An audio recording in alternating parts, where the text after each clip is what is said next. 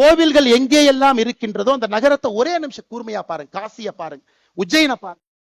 தமிழகத்துல கோவிலுக்காங்க பஞ்சம். 44,000 கோவில்கள் என்று சொல்லுகின்றோம். அதையெல்லாம் தாண்டி எத்தனை இலக்கியங்கள், எத்தனை கோவில்கள் இயற்றப்பட்டிருக்குன்னு மட்டும் ஒரு நிமிஷம் யோசிச்சு பாருங்க ஐயா. ஒரே நிமிஷம் யோசிச்சு பாருங்க. திருப்புகழ் பாடல் பெற்ற தலங்கள் 120 ஐயா. தேவார பாடல் பெற்ற ஸ்தலங்கள் 274 சிவாலயங்கள். மங்கள சாசனம் பெற்ற 108 திவ்ய தேசங்கள், 33 சக்தி பீடங்கள்.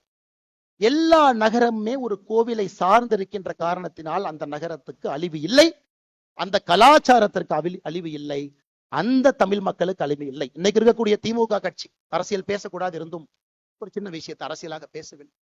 5400 ஆண்டுகள் சந்தோஷம். 5400 ஆண்டுகள்.